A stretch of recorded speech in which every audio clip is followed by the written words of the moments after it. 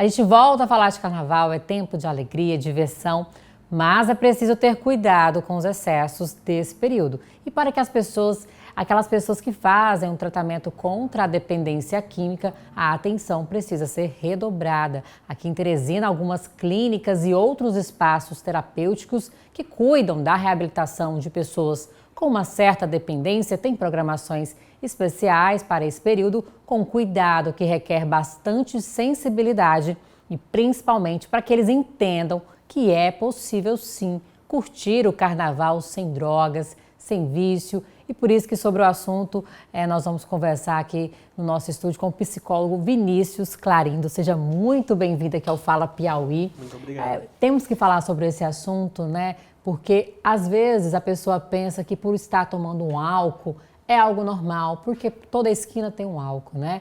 Então é preciso falar agora que nesse período do carnaval as pessoas elas exageram bastante.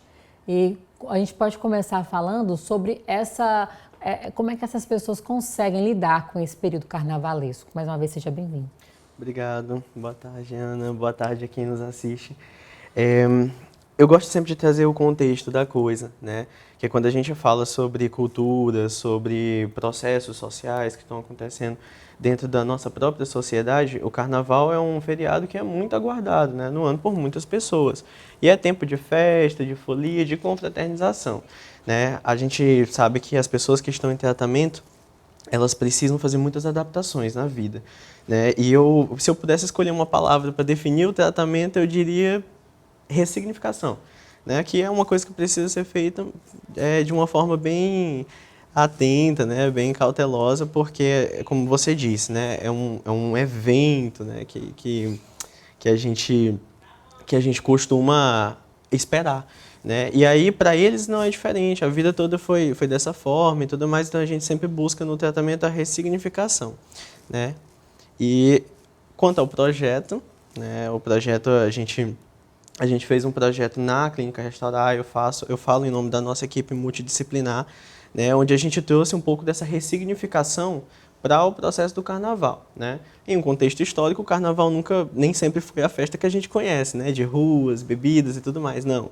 O carnaval já chegou até a ser um baile de máscaras, né, onde as pessoas se reuniam, confraternizavam e festejavam, né, nesse início de ano. E aí, dentro desse processo, não necessariamente tinha álcool, né? E a gente conhece que toda a cultura, né, envolvida no nosso carnaval, infelizmente, ainda tem muito disso. E aí foi com essa ideia que a gente resolveu trazer uma nova perspectiva a respeito do carnaval para as pessoas que estão em recuperação, né, e precisam evitar o contato com o álcool e principalmente outras drogas. Inclusive, vamos continuar falando quem está lá dentro nesse momento. Eles têm esse certo pensamento, poxa, eu estou aqui dentro e tem carnaval, e aí vocês trazem esse evento, eles conseguem ter esse momento de diversão e conseguem ter uma noção assim, de que foi possível sim passar esse período se divertindo, da mesma forma brincando de carnaval, sem ter utilizado nenhum tipo de droga? Excelente questionamento. A ideia é justamente essa, né? Porque quando a gente fala sobre internação, é uma coisa que já dá aquele baque, né? Nossa, internação, uma coisa... E não deve, na verdade, ser um procedimento cansativo, né? Não é para a gente sugerir uma mudança que seja cansativa, mas uma perspectiva que o indivíduo olhe e pense, nossa, eu consigo viver assim, e é legal, né? E quando a gente traz essa ambientação de carnaval para o contexto da recuperação, de ressignificar o feriado, de modificar os conceitos, né, a gente está querendo justamente trazer isso e percebemos, né, que esse projeto ele já iniciou ontem e vai até segunda-feira. A gente já percebeu que houve um feedback positivo, muitas pessoas cantando, dançando, banhando de piscina, jogando bola, né? Então já foi um momento recreativo que deu para ver que eles estavam curtindo, né, tanto quanto nas festas convencionais. E acabou que o resultado foi bem positivo. Que coisa boa. E quando aqueles que saem, que passam por essa experiência, como que é aqui fora? Consegue, dependendo da pessoa também, né? Consegue, de fato, vivenciar aquilo lá de dentro, aqui fora? Pronto. Dentro do nosso planejamento psicológico, né, eu como psicólogo digo que também as outras partes da equipe estão muito focadas nessa parte de trazer a prevenção, né? Porque muitas vezes, por exemplo, a pessoa se interna do período de julho até outubro, por exemplo, né? Não está próximo do carnaval ainda, né? Ainda vai ter um tempo ainda, então a gente acaba prevenindo. Olha, o carnaval é um evento muito relevante, né? Que vai ter muito contato com essas substâncias e tudo mais, então a gente precisa trabalhar em cima de eventos como esse de forma preventiva. E aí a gente passa todo um processo de orientação, a gente colhe informações, investiga ali o contexto social do sujeito, para que a gente consiga justamente prevenir e fazer com que ele já saia ciente, né, de certos direcionamentos que ele pode seguir para evitar situações como essa. E o carnaval que a gente fez é um modelo, né, a ser seguido lá fora, que a pessoa vai adaptando de acordo com a cultura dela, da família e tudo mais, e as pessoas que estão ao redor.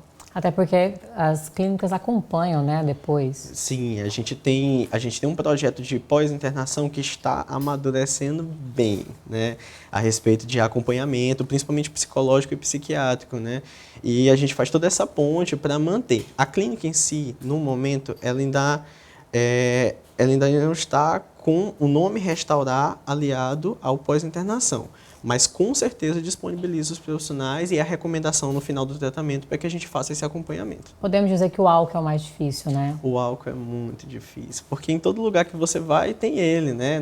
Nas ruas que você passa tem os bares já bem expostos, você vai assistir um futebol e tem lá propaganda, né? Principal, na própria novela que você está assistindo, uma programação em si, no próprio intervalo de um jornal, você vê a propaganda. Então, as pessoas tratam o álcool como naturalidade e é a droga que mais mata no mundo. Então, é um período para aquelas pessoas que estão precisando de um apoio nesse momento, é um período que não perde nada aqui fora, vai ganhar mais, né, lá na frente, depois que conseguir lidar. Ressignificar, isso, exatamente. Né? Inclusive, eu passo até uma recomendação para você que tem um familiar que está lutando contra isso, para você que tem uma pessoa próxima que está lutando contra isso, respeite totalmente. Tá? Por quê? Porque uma queixa muito grande das pessoas que estão enfrentando o problema com o álcool, Ana, é justamente o quê? Ah, o meu parente me ofereceu. Ah, mas que é isso? Ah, mas exagero. Ah, mas tu já tá bem, mas foi só o período da quebra e tudo mais. E não, quando a gente fala sobre dependência, é uma pessoa que não tem nenhum tipo de controle sobre o uso de álcool ou outras drogas. Né? Então, como ela não tem controle, basta o primeiro gole, basta o primeiro uso para que isso se torne, né, uma catástrofe. E aí é importante respeitar.